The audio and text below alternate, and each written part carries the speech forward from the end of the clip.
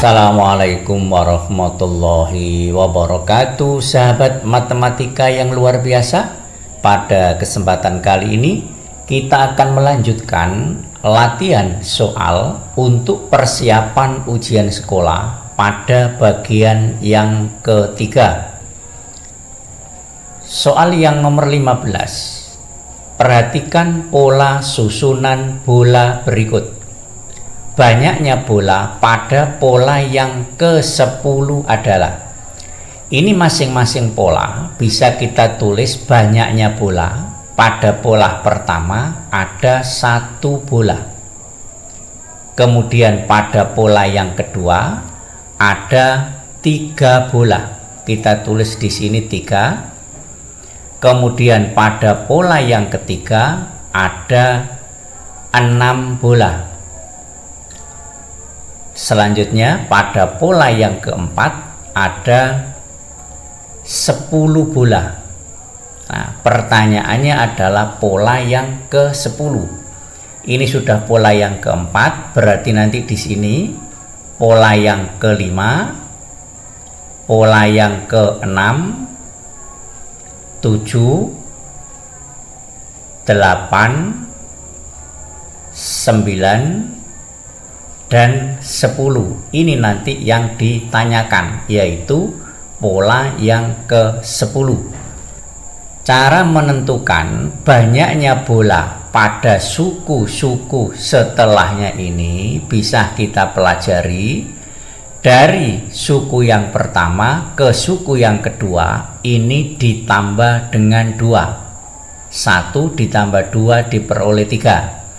Kemudian dari suku yang kedua ke suku yang ketiga ini ditambah dengan 3. 3 ditambah 3 diperoleh 6. Selanjutnya untuk menuju ke suku yang keempat kelihatannya ditambah dengan 4. 6 ditambah 4 diperoleh 10. Dari sini kita sudah bisa menemukan polanya. Ini bisa kita kerjakan secara manual karena yang ditanyakan hanya pada pola yang ke-10, tidak terlalu panjang.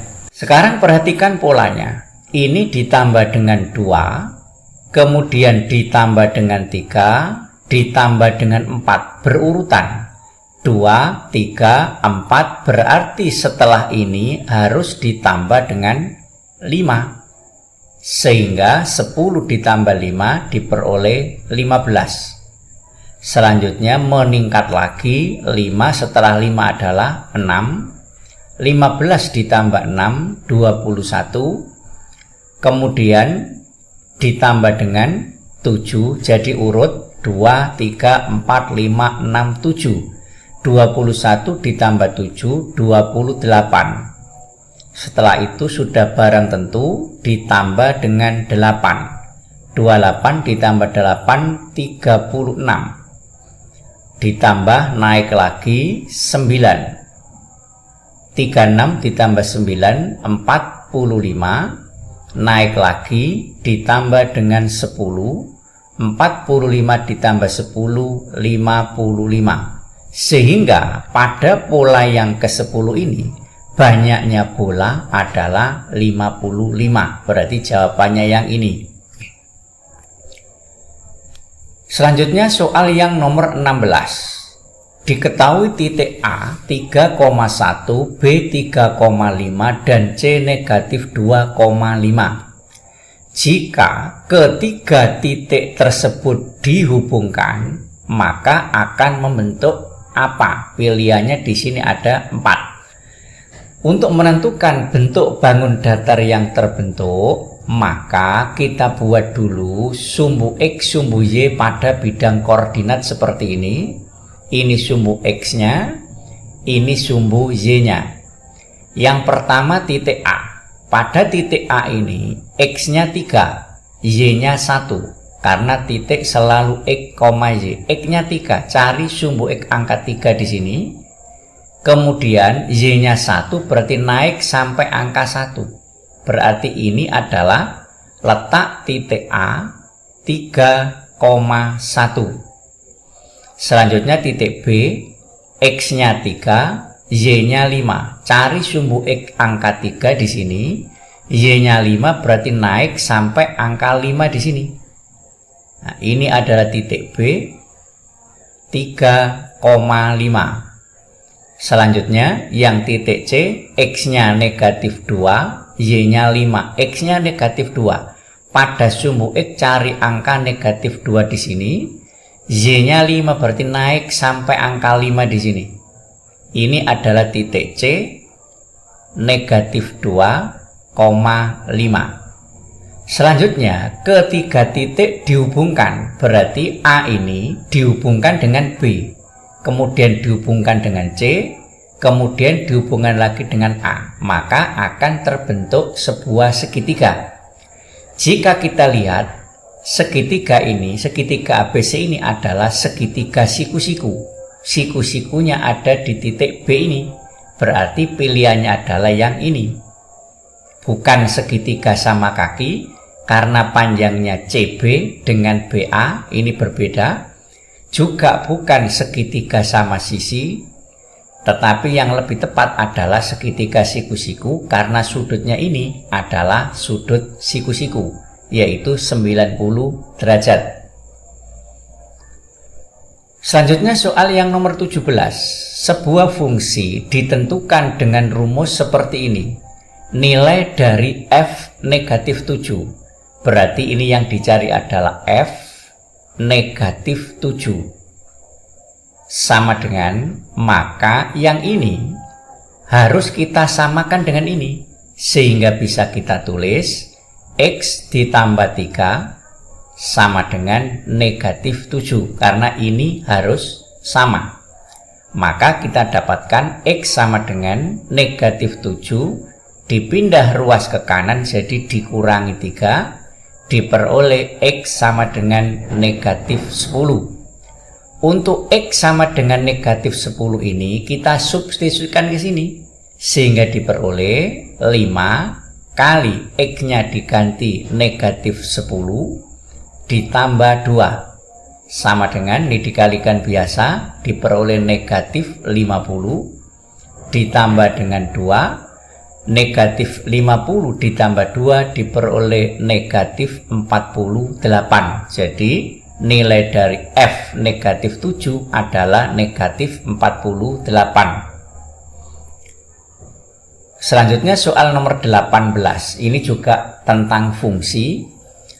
Diketahui fx sama dengan px dikurangi 5. Jika f2 sama dengan 1, f2 berarti pada fungsi fx ini x-nya diganti dengan 2. Karena ini diganti dengan 2, maka yang ini juga diganti dengan 2. Maka sama dengan p kali x, x-nya 2 dikurangi ini 5, F2 hasilnya adalah 1, berarti ini sama dengan 1, P kali 2, 2P sama dengan 1, ini dipindah ke ruas kanan, diperoleh ditambah 5, maka 2P sama dengan 6, ini dijumlah, P sama dengan 6 dibagi 2, diperoleh P sama dengan 3. Maka P ini sama dengan 3.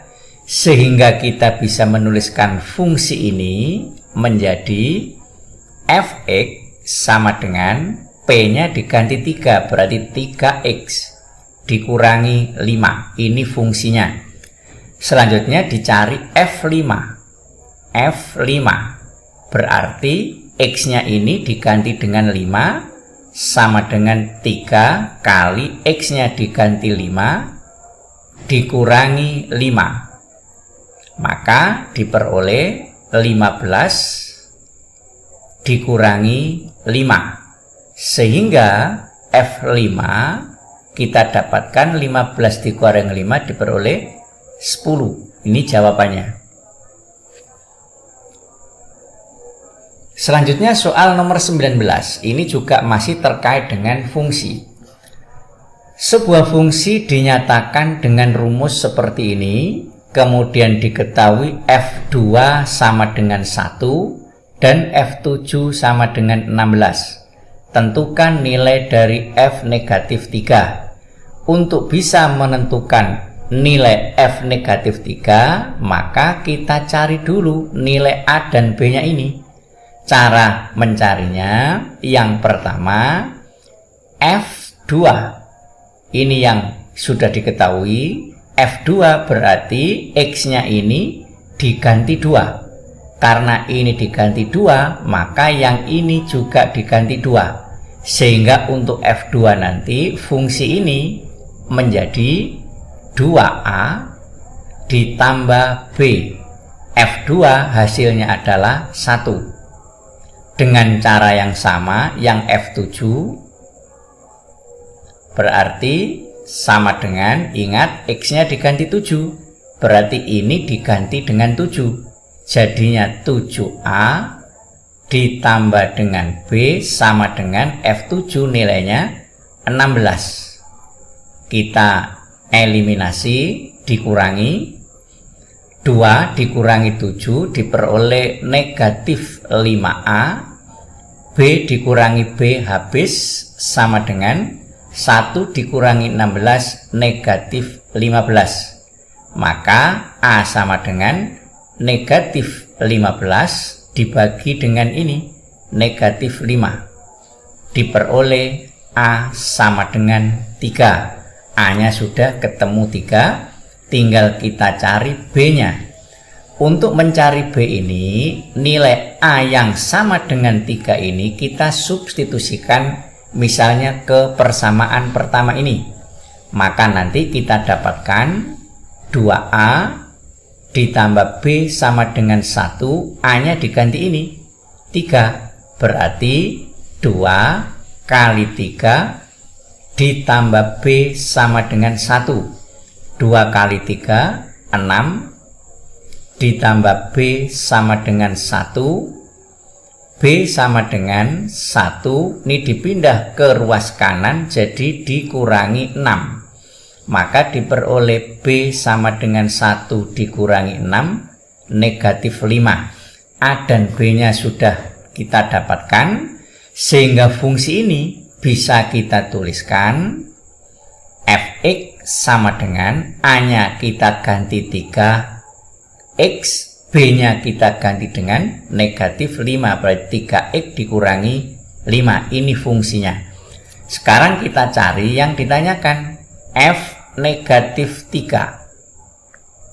Berarti X-nya diganti negatif 3, sehingga diperoleh 3 kali negatif 3 dikurangi 5. Ini dikalikan biasa, negatif 9 dikurangi 5, maka F negatif 3 kita dapatkan negatif 9 dikurangi 5 negatif 14, berarti yang ini. Selanjutnya soal yang nomor 20. Perhatikan gambar di samping. Persamaan garis P adalah ini yang ditanyakan, garis P ini. Garis P ini tegak lurus dengan garis ini. Ini tegak lurus. Oleh karena itu, sebelum kita cari persamaan garis P, kita cari dulu gradien dari garis yang ini. Kita cari gradiennya ini. Jadi gradien garis ini kita cari dulu. Ingat bahwa jika garisnya menuju ke arah atas seperti ini, gradiennya bernilai positif. Jika garisnya menuju ke arah bawah seperti ini, gradiennya bernilai negatif. Kita tidak perlu memikirkan lagi tanda positif atau negatif terkait dengan bilangan ini. Yang jelas, jika garisnya mengarah ke atas, gradiennya bernilai positif, dan jika mengarah ke bawah, gradiennya bernilai negatif. Maka garis ini mengarah ke bawah, sehingga gradiennya adalah bernilai negatif. Kita tulis di sini gradien dari garis, misalkan ini kita namakan garis Q. Gradien dari garis Q sama dengan, ingat gradien Y dibagi X. Berarti di sini Y-nya adalah ini, 1 dibagi X-nya adalah 2. Berarti gradiennya adalah, ingat tadi, ini nilainya negatif. Sehingga di sini kita kasih tanda negatif. Jadi gradien dari garis G ini adalah negatif 1/2. Selanjutnya, gradien garis P bisa kita cari. Ingat bahwa dua buah garis dikatakan saling tegak lurus jika hasil kali gradiennya, yaitu gradien dari garis P dikalikan gradien dari garis Q, hasilnya adalah negatif 1. Atau lebih mudahnya, gradien garis P, gradien dari garis P itu sama dengan negatif dari kebalikan ini. Berarti gradien dari garis P /, kebalikan dari gradien yang sudah diketahui ini. Jadi ini negatif 2/1. Nah, negatif kebalikan dari gradien yang sudah ada ini. Ini gradiennya kan negatif 1/2. Negatifnya dulu, kemudian min 1/2 kita balik jadi min 2/1. Ini kita operasikan sehingga gradien dari garis P adalah positif 2. Maka gradien dari garis P ini positif 2. Sehingga dengan tidak melakukan pekerjaan yang lebih lama, kalian sudah bisa memilih dari pilihan A, B, C, D ini yang punya gradien 2 adalah pilihan C dan pilihan D. Karena pilihan A dan B ini gradiennya adalah negatif 2. Sekarang mana C atau D? Ingat bahwa ini garis P melalui titik 2,0. Jadi ini sebenarnya adalah titik 2,0. Berarti jika X-nya diganti 2, maka Y-nya diperoleh 0. Sekarang kita substitusikan X-nya 2, kita masukkan ke sini. 2 kali 2 diperoleh 4, dikurangi 4 diperoleh 0. Pas. Berarti jawabannya adalah yang C. Kalau yang ini 2 disubstitusikan ke sini, 2 kali 2 4 ditambah 4 8. Padahal Y-nya harus 0. Itu cara yang lebih singkat. Akan tetapi kita juga bisa menggunakan cara yang agak lebih panjang dengan menggunakan persamaan garis yang melalui dua buah titik dengan gradien tertentu. Ini persamaan garisnya.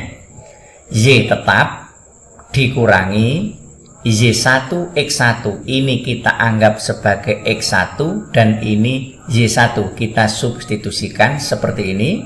Sama dengan gradiennya ini 2. Kemudian X tetap dikurangi X1, X1-nya ini 2. Maka kita dapatkan Y sama dengan kita kalikan ke dalam 2X dikurangi ini, kita kalikan ke dalam 2 kali 2, 4. Hasilnya sama. Sehingga jawabannya adalah yang nomor C ini.